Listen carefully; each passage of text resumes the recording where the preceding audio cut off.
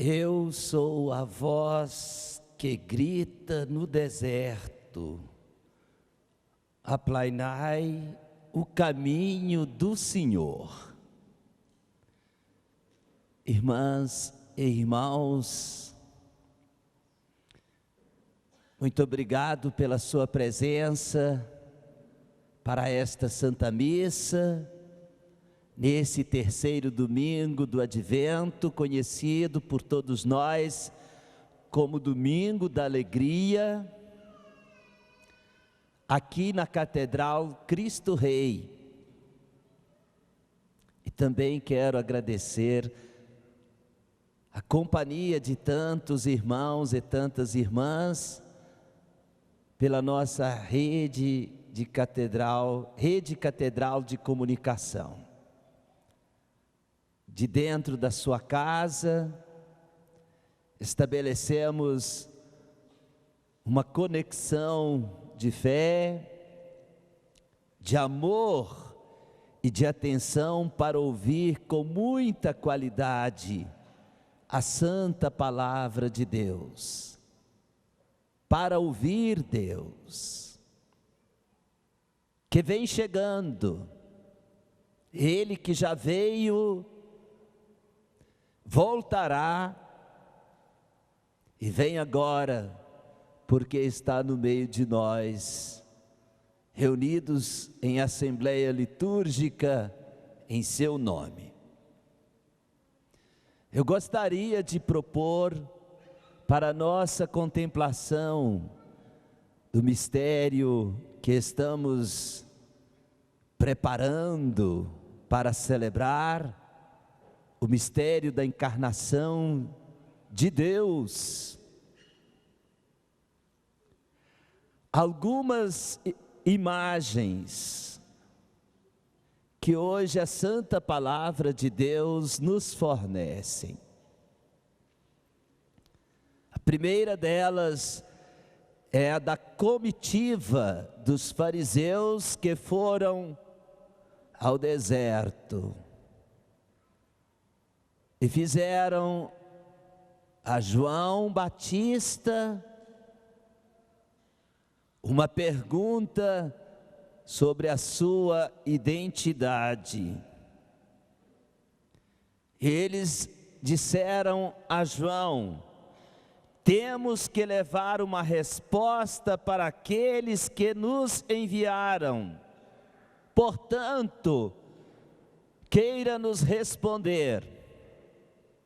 Quem és tu?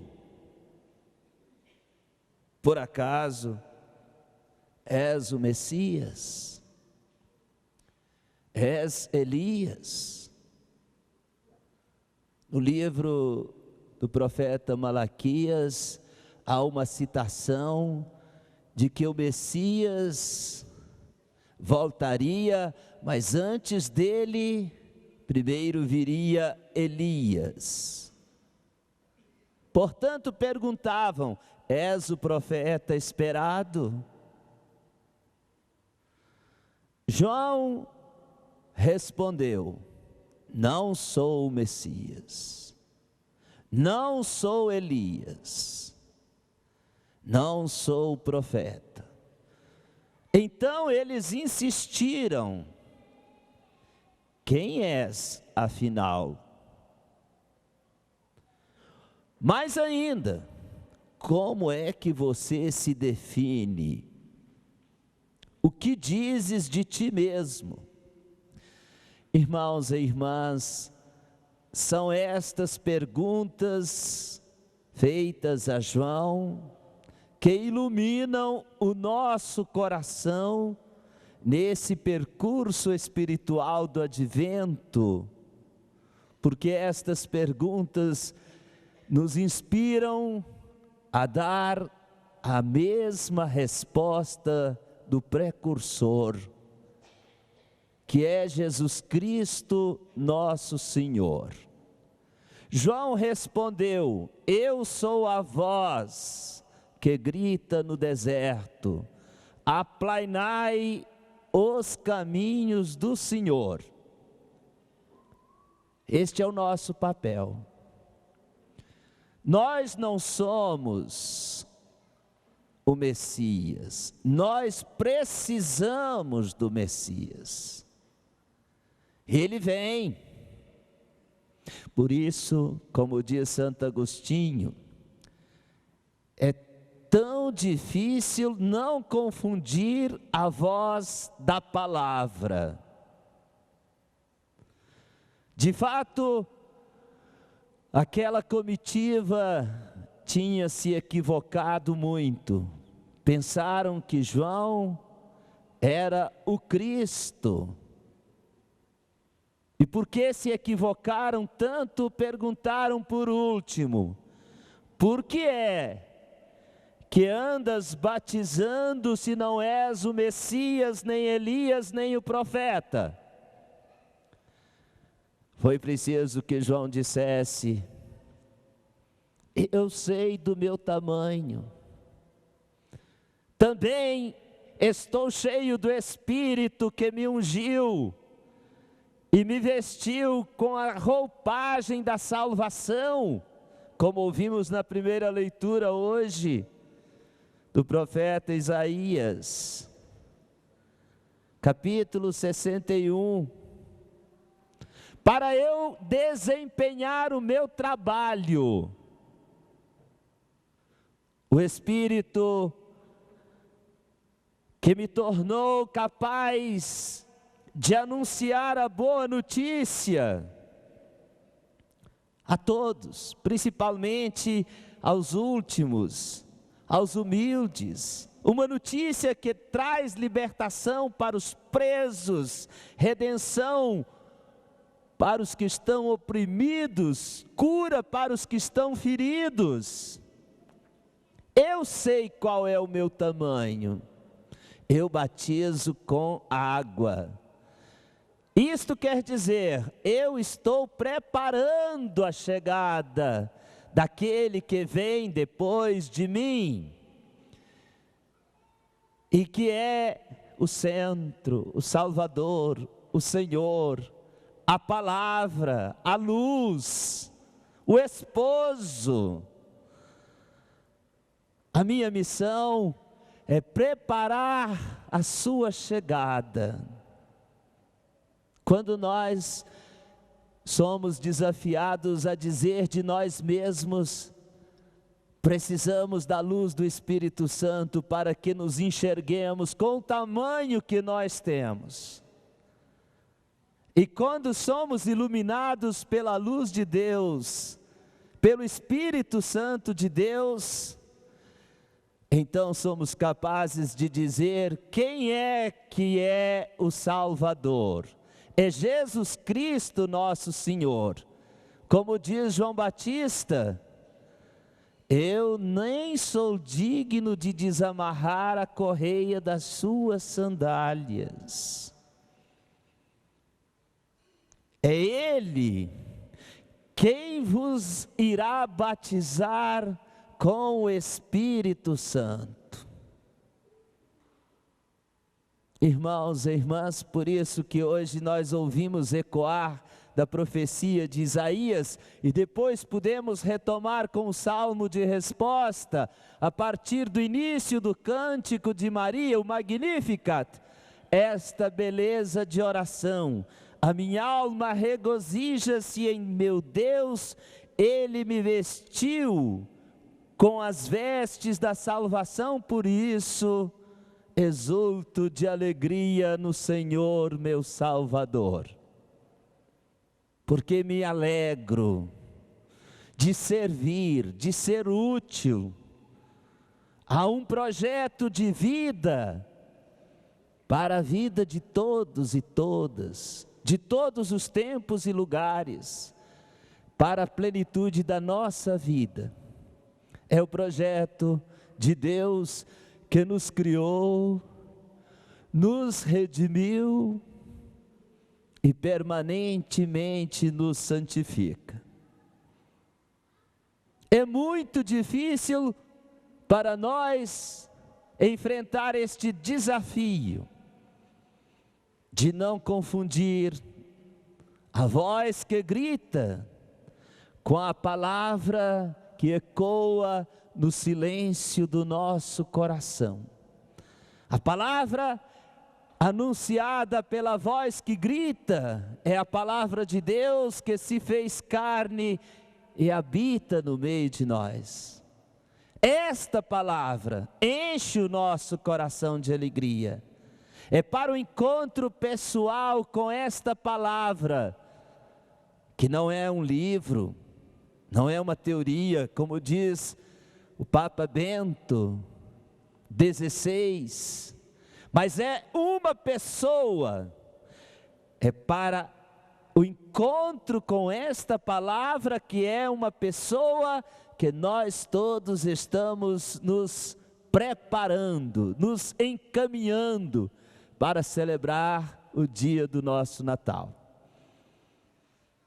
Quero, para poder contemplar este dia de alegria, terminar com a indicação do apóstolo Paulo na sua primeira carta aos Tessalonicenses, que é também o primeiro escrito do Novo Testamento, quando ele afirma com uma admoestação, inclusive oferecendo tantas outras sugestões, através da expressão: irmãs e irmãos, estais sempre alegres. Nós temos motivos para isto, e motivos muito sérios, para ter alegria no coração. Papa Francisco, quando nos ofertou a sua primeira encíclica, começou exatamente se referindo a esta alegria, a alegria da fé. E neste seu propósito de nos dizer como devemos viver a igreja dos nossos dias, ele considera a mesma e permanente indicação do apóstolo Paulo de não perder a alegria da fé. Para isso é preciso, diz o apóstolo Paulo, nesta carta, hoje ouvimos como segunda leitura, rezar sempre, sem parar, sermos agradecidos, jamais deixar que a chama do amor de Deus, da luz de Deus, que é a luz do Espírito, se apague dentro de nós, se nós não cuidarmos desta luz interior. Ela pode, com a ventania do nosso orgulho, se apagar, e isto vai nos fazer confundir pela avareza, pela arrogância, aquilo que é de Deus, daquilo que nós mesmos decidimos. Por isso diz o apóstolo Paulo: ouçamos permanentemente a profecia, esta voz que anuncia a vinda do Salvador e denuncia os caminhos que nos desviam do encontro com nosso Senhor. Desta forma, examinando tudo, discernindo o que é bom para guardar e nos afastando daquilo que não presta, porque nos leva a pecar, pois é expressão da maldade que se instala dentro do nosso coração. Dentro do nosso coração precisa habitar a bondade de Deus, o amor de Deus, a alegria de Deus, porque Deus nos plenifica da sua presença, e é isto que nos traz a paz que tanto esperamos e desejamos para nós aqui, e para todos e todas, em todos os lugares e tempos deste mundo criado e amado por Deus. Nós temos motivos demais para termos alegria, porque Deus mesmo se encarrega de nos santificar totalmente, de forma que tudo aquilo que nós somos, o apóstolo Paulo nos diz que nós somos espírito, alma, corpo, tudo precisa ser conservado sem mancha para este encontro com o Senhor. A nossa preparação é para nos encontrarmos com nosso Senhor. Este é o momento que nos planifica intensamente e totalmente, porque satisfaz completamente o desejo que nós carregamos de sermos alegres com a alegria de Deus e, portanto, felizes. Existem formas de termos alegrias neste mundo. Existem aquelas formas que nos dão alegria externa, principalmente a alegria que nós experimentamos com a onda do consumismo.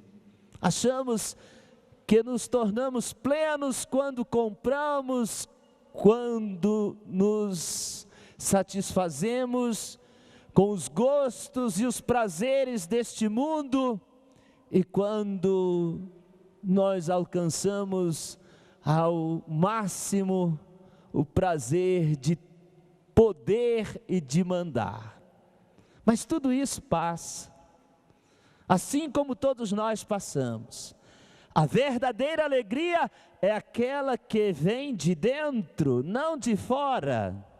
A verdadeira alegria é a que nós experimentamos quando nós, obedecendo, ouvindo a palavra, nos dispomos a fazer não a nossa vontade, mas a vontade daquele que nos chamou.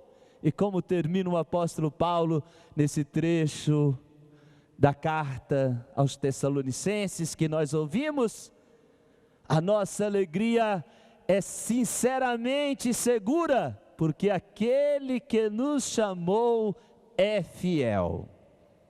E portanto podemos confiar, nele nos entregar e assegurar a nossa alma, o nosso corpo, o nosso espírito para a experiência da alegria plena, permanente, presente e eterna no céu.